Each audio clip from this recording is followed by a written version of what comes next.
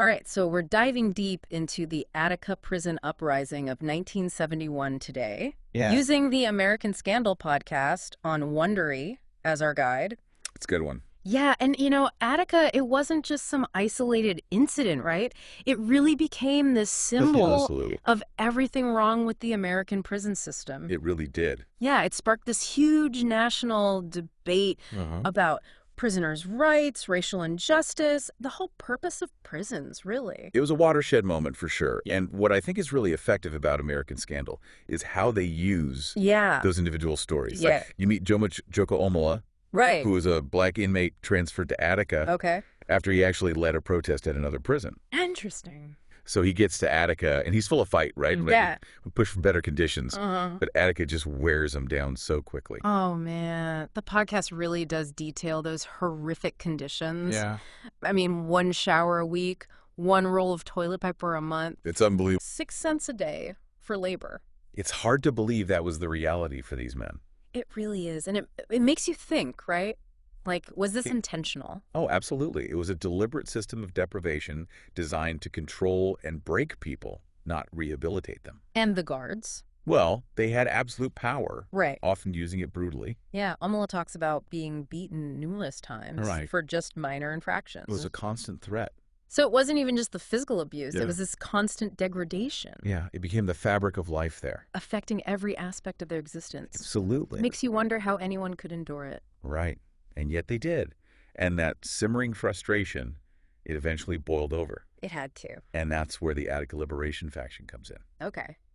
This group of inmates, including Frank Big Black Smith, Okay. they decided they couldn't take it anymore. Had enough. They wanted to formally address their grievances. Right. So they drafted this incredible list of 28 demands. Let's unpack those for a second because those were pretty radical for the time. Oh, yeah. They were demanding basic human dignity and a chance at rehabilitation. Yeah, they were really challenging the very idea of what prison should be. They were. And that's what makes this moment so crucial. Yeah. You can see the seeds of a larger movement for prison reform taking root. Right. But the inmates also knew they were walking a tightrope. Oh, yeah. There was intense debate among them about including a warning Wow. about potential action in their demands. Yeah, it's such a delicate situation, right? Exactly. They're trying to balance the hope for change with the fear of serious retaliation. Absolutely. And you also have Richard X. Clarke, Right. who was a religious leader within Attica, Okay. and he really advocated for nonviolence. Interesting. So there were different viewpoints even among the inmates. Yes, showing that there wasn't a single monolithic perspective. Right, but they were united by their suffering. For sure. So then you have Russell Oswald. The committee. Yeah, agreeing to visit Attica. Wait a moment. And there's this sense of hope. Right. Absolutely. You can almost feel the anticipation building. Like someone in power's finally listening, but then Right. he cancels. Oh, man, can you imagine? The disappointment, Yeah. like this crushing blow. More than a scheduling conflict, it was a symbol Yeah. of the disregard they always faced. That broken promise. It was a major turning point. It fueled the resentment. It removed any hope of a peaceful resolution. And American Scandal uses Omo's cry of cope out when he hears the news Yeah. to really capture that raw emotion. It really becomes a powder keg ready to explode. Yeah, and it didn't take long for the spark to ignite. Oh. We'll get into that next time. All right, can't wait. We'll be back with part 2 of our deep dive into the Attica prison uprising after a short break. Looking forward to it. See you then. So, we've got this powder keg ready to blow. How do we even get from a broken promise to a full-blown uprising? What was that tipping point? Well, it starts with this incident involving Leroy Dewar. Okay. He was a black inmate who Yeah. punched a guard Oh, wow. in self-defense after being unfairly targeted. So a small act of defiance, but Right. But what's crazy is there were no real consequences for Dewar. they just, let it slide? Well, not exactly. Okay. The guards, they tried to punish him later, Ugh. but other inmates intervened. Really? Yeah, they actually stopped the guards from taking him away. Wow, I never knew that. It was a huge moment, actually, legally speaking. How so? Well, it led to a landmark court case, believe it or not. No way. Yeah, it established prisoners' right to self-defense That's amazing. against excessive force from guards, I mean. Wow, so this wasn't just like one guy standing up for himself. No, it was much bigger than that. Yeah. Really was a turning point in terms of power dynamics. So the inmates realize they've got some power? Exactly, and the guards realize they're losing control. It's a powder keg waiting for a spark, right? Yeah, you got it. And that spark came on September 9th. Oh, boy. Started with a pretty minor thing, a communication breakdown. Okay. A locked gate in the tunnel leading to the yard. I see. I mean, in any other situation. Yeah. No big deal. Right. But with tensions so high, everything was magnified. You can almost feel the anxiety, like something bad is going to happen. And the inmates, they're already on edge, ready to believe the worst. Right. So this locked gate, it becomes a trigger. Wow. Fight breaks out in the tunnel. Jeez. Other inmates join in, escalates quickly. Oh, man. The guards are so unprepared, they lose control almost immediately. So that's it. That's how the uprising begins. Just like that. Unbelievable. It spread like wildfire. Wow. Within hours, the inmates have control of D Yard. And they've taken hostages? It was chaotic, yes. Yeah. But there was also a sense of purpose to it, you know? It wasn't just random violence. No, they had planned for this. So this is where it becomes a national news story, right? Exactly. And the inmates knew the power of the media. So they invited journalists in. Bold move. Right. Oh, yeah, definitely risky. Big gamble, but they were desperate. Right. They knew that silence wouldn't get them anywhere. They had to control the narrative. Absolutely. So they used this platform to articulate their demands. Humanize themselves. And their fellow inmates, exactly. So for the first time, the public's seeing what it's really like inside. The overcrowding, the filth, the brutality, everything. Their PR nightmare for the authorities. They couldn't hide it anymore. Must put immense pressure on them to find a solution. Absolutely. And, you know, the inmates were actually really savvy negotiators. Really? Oh, yeah, they insisted on having observers present. During the talks. Yeah, people they trusted, lawyers, activists, even members of the Black Panther Party. Wow. It was all about transparency, you know? So they were thinking ahead. They wanted to build public pressure for a peaceful resolution. Right. So here you have the inmates in control, the world watching, and the authorities scrambling. What were the authorities even thinking at this point? Well, Governor Rockefeller, he refused to go to Attica at first. Really? Yeah. He didn't want to appear weak I guess that makes sense. or give in to criminals, you know. It was a power struggle. Absolutely a classic one, playing out on a national stage. In the end. Well, Commissioner Oswald, he went to Attica to negotiate.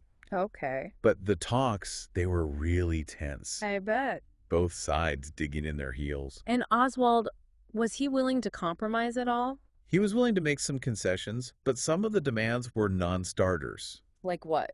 Complete amnesty for crimes during the uprising, for one. That's a tough one. You also have to remember this is 1971, just a few years after the assassination of Martin Luther King Jr. Right. The civil rights movement was still very much alive. And those ideas about equality and justice were really tied in with the prisoner struggle. So the stakes were incredibly high. Absolutely. It wasn't just about prison reform It anymore. was about so much more. It was about racial justice, about challenging the power dynamics of America itself. Wow. That's a lot to unpack. It really is. Man, it feels like we're at a breaking point here. They are. These intense negotiations, the media, all this social and political unrest. What happened? Was there any hope for a peaceful ending? Well, no, not really. Yeah. The negotiations fell apart. Oh, man. And Rockefeller, he was under so much pressure. Right. He thought things were getting out of control. Yeah. And he decided to retake the prison by force. That sounds like a terrible idea. What were they thinking? It's tough to say for sure. Some people say Rockefeller felt trapped, like he had no other choice. I guess I can see that. Others think it was about showing everyone who was in charge. To show a force. Exactly, like the state won't tolerate this. So what happened? They stormed the prison? On September 13th, Okay.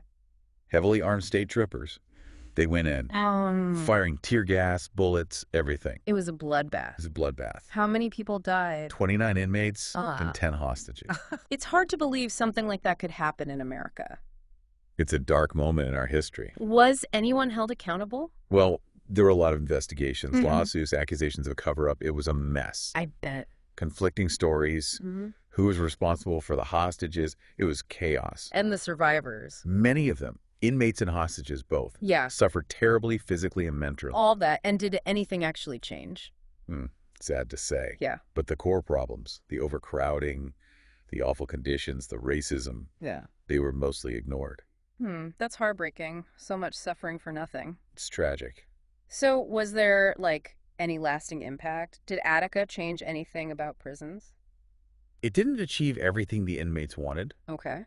but it did force America to look at its prisons. Yeah. It sparked a conversation about reform. Right. It inspired people to fight for prisoners' rights. Makes you wonder, have things actually gotten better since then? Well, a lot of those systemic issues are still there. Mass incarceration, racial disparities, solitary confinement. Still. Yeah, and mental health care in prisons is still a huge problem. It's like Attica showed us this huge problem, Right. but we still haven't fixed it. Exactly. And that's why it's so important to remember what happens, Yeah. to learn from it. And to keep fighting for change. Exactly. So what can we even do as individuals? And I mean, It starts with awareness, educating ourselves about mass incarceration.